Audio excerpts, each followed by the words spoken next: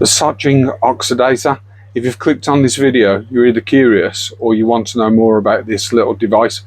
If so, then follow along and we'll go through how this device works, what it does, how to put it together, and finally we'll put this in a tank and show you this device working.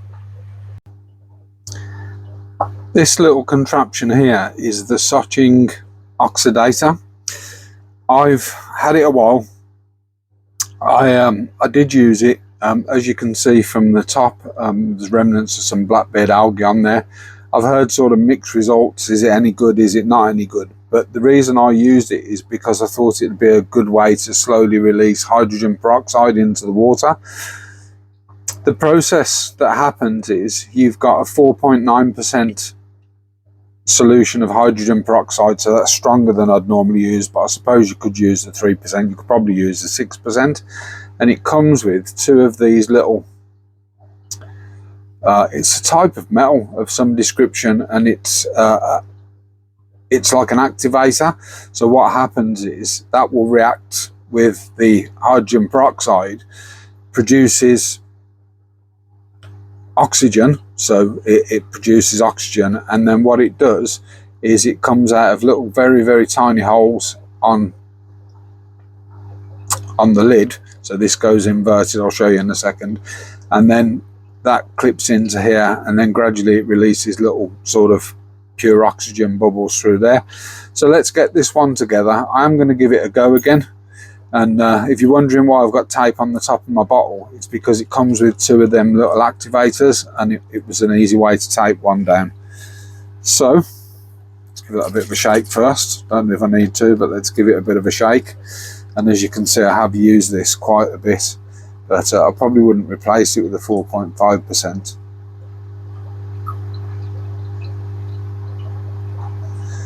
So I might as well use all that up what we've got left anyway.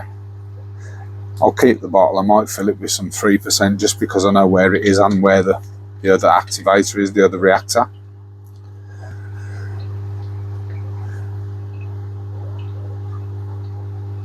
Clip that together, nice firm clip, and then you simply flip it upside down and push it into the holder. So this is weighted and it will drop into the bottom of the tank.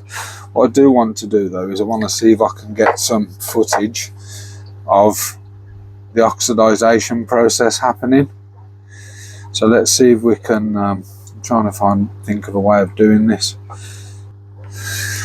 So the idea is when you've got it inverted, when it oxidizes, it creates a pressure here, pushes down and releases tiny bits of hydrogen peroxide into the water, and I imagine it reacts with this, or this makes it sort of less volatile, but it oxidizes and, you know, creates oxygen into the water. But I've got an idea which tank I'm going to use it in anyway, so let's get that done. So you can actually see that working. You see the oxygen bubbles coming up off the top of that. But I imagine that's, I don't know this, but I imagine that might be almost ozone. So it's pure oxygen, and I think that will oxidize stuff that it comes into contact with. The reason I put it into this tank is because out of all my tanks, this is the only one that I've probably lost a couple of shrimp out of recently, although I do think it was through to aggression. But you can actually see that working. It does die down and the bubbles get smaller. But it's a really good example of what that actually does.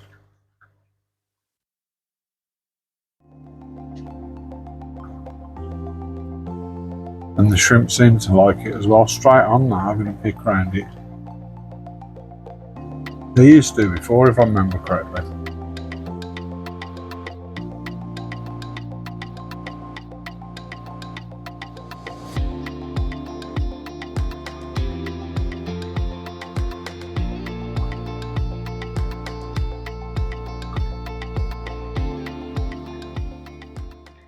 Don't forget, if you've enjoyed this video, hit the like button, smash the subscribe button, share it with your friends for more content like this. Thank you for watching. Bye bye.